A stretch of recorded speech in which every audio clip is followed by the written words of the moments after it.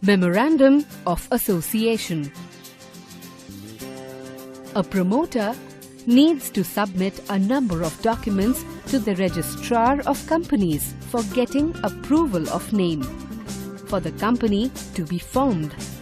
Among them, the Memorandum of Association is the most important document which needs to be prepared and submitted by the promoter.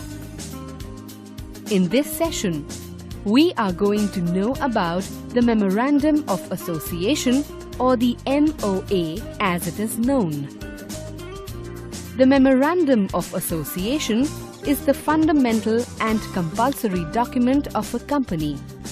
It is known as the Charter of the company, which defines the objects, powers, and relationship of the company with outsiders. Let's know about the various components of the Memorandum of Association. It consists of 6 clauses, namely Name Clause, Registered Office Clause, Objects Clause, Liability Clause, Capital Clause, and Association Clause. Let's begin with the Name Clause.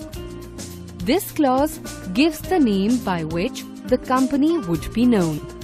It is the name which is approved by the Registrar of Companies when he is assured that the name selected is not undesirable and not similar to the name of any existing company.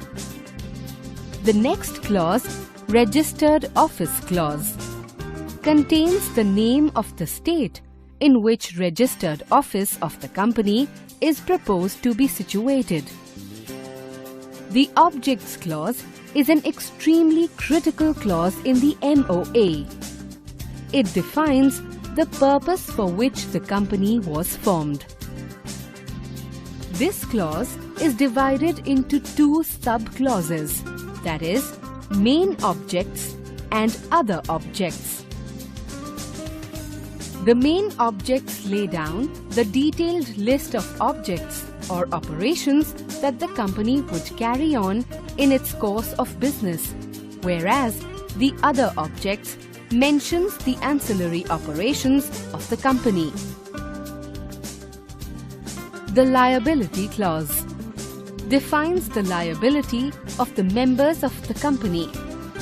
In a company limited by guarantee, liability is limited to the amount guaranteed by each member, whereas in a company limited by shares, the liability of each member is limited to the unpaid value of each share.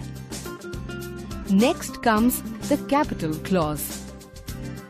This clause states the amount of capital with which the company is registered.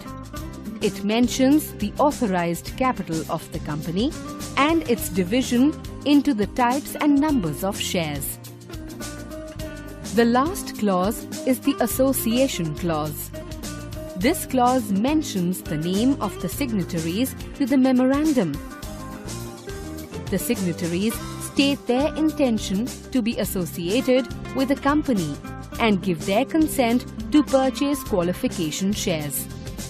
This explains the components of the MOA.